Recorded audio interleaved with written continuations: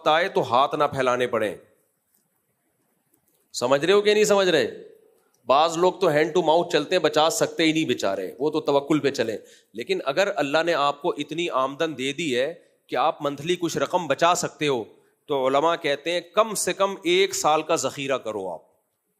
کتنا؟ 1 سال کا, اس سے زیادہ نہیں کرو, پھر وہ ہوس ہو جائے گی.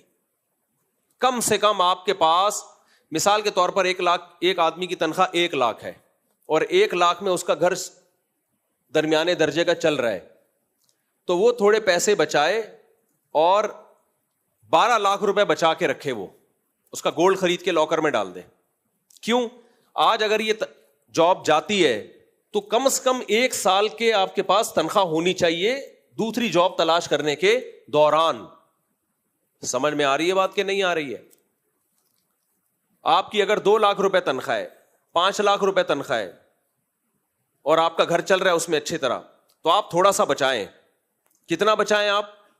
12 پنجے 60 لاکھ روپے آپ بچا کے گولڈ کی شکل میں, کیونکہ گولڈ اس لیے کہہ رہا ہوں کہ کرنسی ڈی ویلیو ہوتی ہے, وہ آپ نے لاکر میں ڈال دیا کہ یار اللہ نہ کرے میری جاب آج اگر چلی گئی نا, سیٹ کو غصہ آ گیا یا کوئی معذوری ہو گئی, تو کم از کم میرے پاس 1 سال جاب لیس ہو کے بھی اسی اسٹینڈرڈ کی لائف گزارنے کا ٹائم ہو جو میں اب تک گزار چکا ہوں.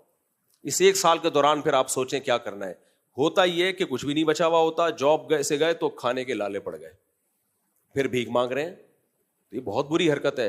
اگر بھیک مانگنے کی ذرا سی بھی اجازت ہوتی نا, تو حاجیوں کو نہ اللہ منع کرتے کہ زیادہ راہ ساتھ لے کے جاؤ. عرب کیا کرتے تھے زمانے جاہلیت میں, جب حج پہ جاتے تو زیادہ راہ لے کے نہیں جاتے تھے, یعنی راستے کا راشن دال پانی نہیں. کہتے ہم اللہ کے مہمان ہیں تو کھلائے گا کون؟ اللہ. ہم اللہ کے گھر کی زیارت کے لیے جا رہے ہیں, پیسے کیوں رکھے بھائی؟ اللہ ہے بھائی, جا کس کے گھر رہے ہیں؟ یعنی اب مثال ایسے ہے, وسیم بھائی نے میری دعوت کی اور میں کھانا ٹفن ساتھ میں لے کے جا رہا ہوں, تو وسیم بھائی کو غصہ آئے گا, میں یہاں کیوں, میں تجھے اس لیے تھوڑی بلا رہا ہوں کہ تجھے بھوکا بھیجوں گا. جب میں تجھے بلا رہا ہوں تو کھلانا میرے ذمے, تو ٹفن ساتھ میں کیوں لے کر آیا ہے؟ تو عربوں کا یہ کانسیپٹ تھا کہ ہم اللہ کے گھر جا رہے ہیں حج کرنے کے لیے. ابراہیم علیہ السلام نے اللہ کا گھر بنایا, تو جب ہم اللہ کے مہمان ہیں تو مہمان کو کھلانا کس کی ذمہ داری ہوتی ہے؟ میزبان کی. لہٰذا ہم ساتھ میں کھانا لے کے نہیں جائیں گے. اس کے بعد جب لالے پڑتے نا تو ڈکیتیاں کرتے تھے, پھر وہ بھیک مانگتے تھے. کبھی بولتا ہے بھائی کو 50 روپے مل جائیں گے, 2 کھجورے ہیں تیرے پاس. سمجھ رہے ہو؟ تو قرآن نے اس حکم کو ختم کیا. قرآن نے کہا جب حج پہ جاؤ وَتَزَوَّدُوا, پیسے ساتھ لے کے جایا کرو. فَإِنَّ خَيْرَ الزَّادِ التَّقْوَىٰ, اس لیے کہ سب سے بہترین زاد راہ تقویٰ ہے. پیسے نہیں ہوں گے تو تقویٰ بھی نہیں ہوگا. لوگوں سے مانگو گے تقویٰ گیا. سمجھ میں آ رہی ہے بات کہ نہیں آ رہی ہے؟ تقویٰ گیا.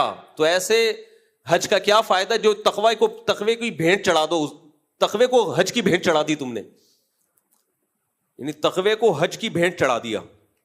تو اللہ نے حکم منسوخ کیا, نہیں بھائی پیسے ساتھ لے کے جاؤ. آج بھی جو لوگ حج میں جاتے ہیں نا, وہ یہی کر رہے ہوتے ہیں, بھائی ذرا اتنے پیسے مل جائیں گے, میرے پیسے ختم ہو گئے. بہت سے لوگ کر رہے ہوتے ہیں. ابے تو آیا کیوں حج پہ جب تیرے پاس پیسے نہیں تھے؟ تو اپنے خرچے پہ ہے حج.